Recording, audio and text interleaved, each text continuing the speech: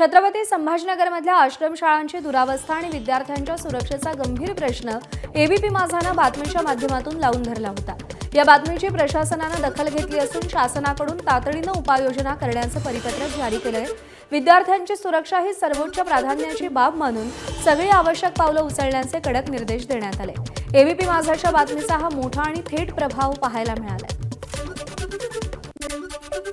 गोंदिया जिल्ह्यातील देवरी तालुक्यातील दुर्गम भाग असलेल्या मासूल कसा येथील जिल्हा परिषद प्राथमिक शाळेची इमारत अत्यंत धोकादायक बनली आणि त्यामुळे तिथे शिकणाऱ्या चिमुकल्या विद्यार्थ्यांच्या जीविताचा गंभीर प्रश्न निर्माण झालाय।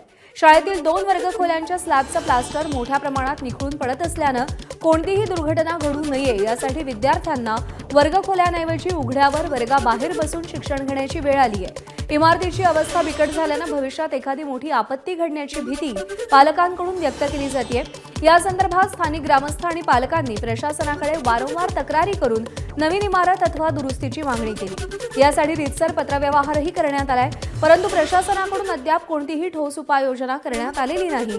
तर या संदर्भात जिल्हा परिषदेचे शिक्षण अधिकारी पवन खंदारे यांच्याशी संपर्क केला असता या इमारतीसाठी दुरुस्तीचा निधी मंजूर झालाय। तात्काळ दुरुस्तीचे आदेश देण्यात येतील अशी माहिती त्यांनी दिलेली। ग्रामपंचायत अंतर्गत मासूल कसा या गावी जिल्हा परिषद शाळा 1 ते 4 आहे आणि त्या 1 ते 4 वर्गखोल्यामध्ये जे 2 वर्गखोल्या ह्या गळतीत आहेत आणि कमीत कमी 4 वर्ष झाले वर्गखोलीची मागणी करत आहे जिल्हा परिषद सदस्य यांच्याकडे आणि सभापती पण यांच्याकडे पण मागणी केली, तरीही आमच्या मागणीला कुठंच काही दिसत नाही आहे आणि आम्हाला लवकरात लवकर वर्गखोली मंजूर करून देण्यात यावी एवढीच मागणी आहे। नाशिकमध्ये आगामी कुंभमेळ्याच्या पार्श्वभूमीवर राज्य शासनानं महासिंहस्थ नावानं सुरू केलेल्या ब्रँडिंगवरून नवा वाद पेटण्याची शक्यता निर्माण झाली आहे। कारण धर्मशास्त्रात महासिंहस्थ असा कुठेही उल्लेख नसल्याचा दावा करत साधू महंतांनी या नावाला तीव्र विरोध दर्शवला। प्रशासनानं शहरात ठिकठिकाणी लावलेल्या होर्डिंग्समुळे आता नावावरून धार्मिक आणि प्रशासकीय वाद निर्माण होण्याचे संकेत मिळतात।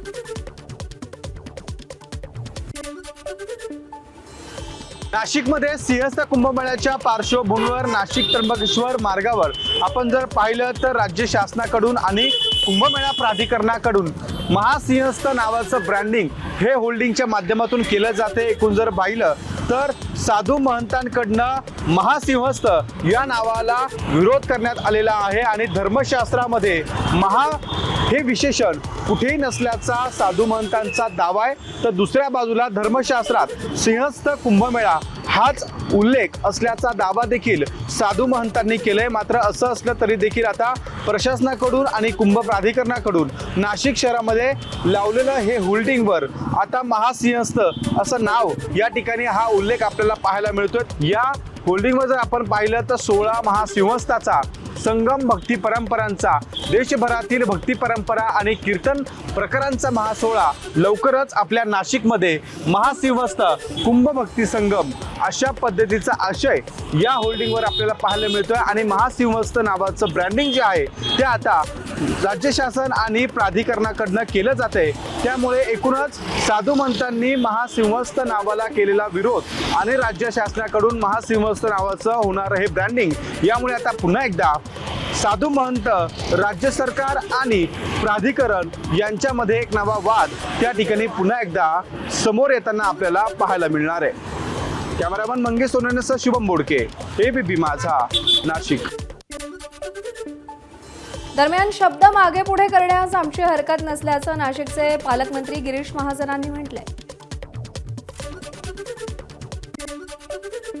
कुंभमेळा असं उल्लेख करावं असं एक मागणी होती। ठीक आहे, ती मागणी झालेली आहे। महाकुंभ ज्यांनी म्हटलं सिंहस्थ महाकुंभ तसा उल्लेख आम्ही करू, त्यात काही आपल्याला अडचण नाहीये।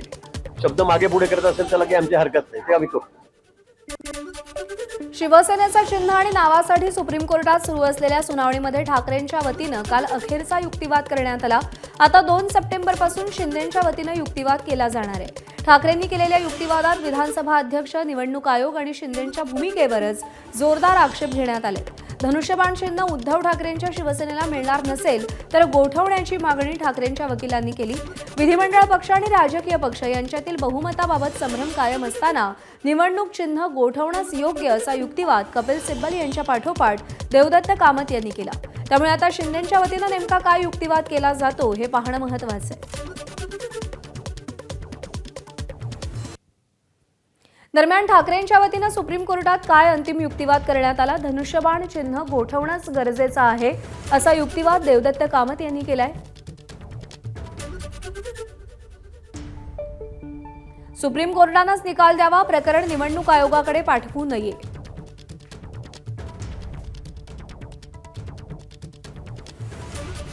आमदार अपात्र ठरल्यास पक्षाचा विषयच येत नाही.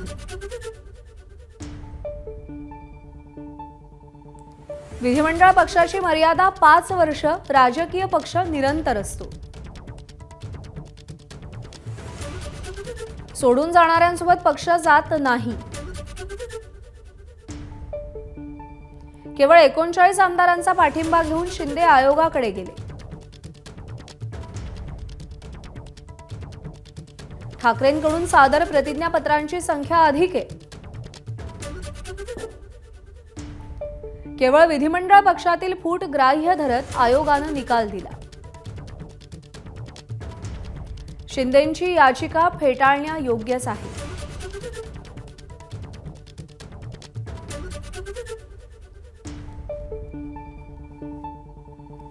दरम्यान या सगळ्या युक्तिवादानंतर सुनावणीनंतर दोन्ही बाजूंनी नेमक्या काय प्रतिक्रिया आल्यात आपण पाहूया. जेव्हा व्हायला पाहिजे तेव्हा झालं नाहीये. आता हा सगळं झाल्यानंतर मग पर्याय काय तुमच्याकडे?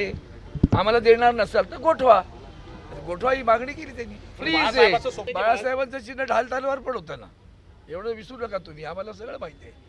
तुमचा जन्मही नसेल तेव्हा झाला, तेव्हा ते चिन्ह आमच्याकडे ढाल तलवार होतं सुरुवातीला. आता हा धनुष्यबाण आम्हाला मिळावा अशीच आमची अपेक्षा आहे. पण जर कोर्टाला पर्याय सांगितला तर पर्याय सांगून टाकला, मग फ्रीज तरी करा. त्याच्या अगोदर ते शिवसेनेचं चिन्ह मिळावं, नाव मिळावं म्हणून युक्तिवाद करत होते. आता चिन्ह गोठवण्याची त्यांच्यावर वेळ येत असेल, याचा अर्थ ते चिन्ह काही त्यांना मिळणार नाही. हे चिन्ह एकनाथ शिंदे साहेबांनाच राहील, आम्हाला राहील असं आम्हाला वाटतं.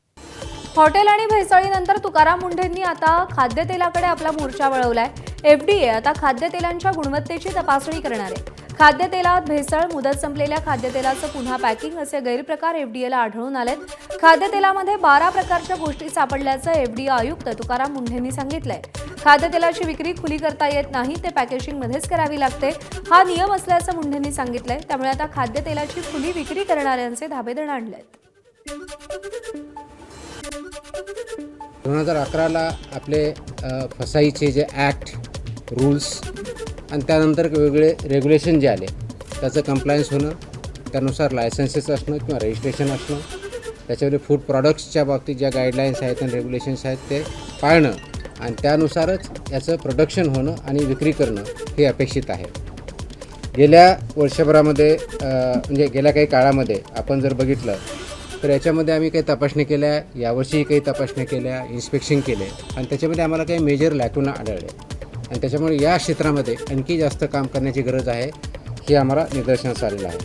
आम्लमूल्य म्हणजे त्याला ॲसिडिक व्हॅल्यू असेल, औद्योगिक ट्रान्स फॅट्स जे आहेत त्याच्या मर्यादा ओलांडा, जेवढा अलाउड आहे, मॅन्डेट आहे, त्याच्या पलीकडे तुम्हाला वापरता येत नाही, त्या ट्रान्स फॅटच्या व्हॅल्यू जास्त असलेल्या ही आम्हाला आढळलेल्या आहेत. मोहरी तेल जे आहे ते अनधिकृत मिश्रण करतात, म्हणजे ज्याला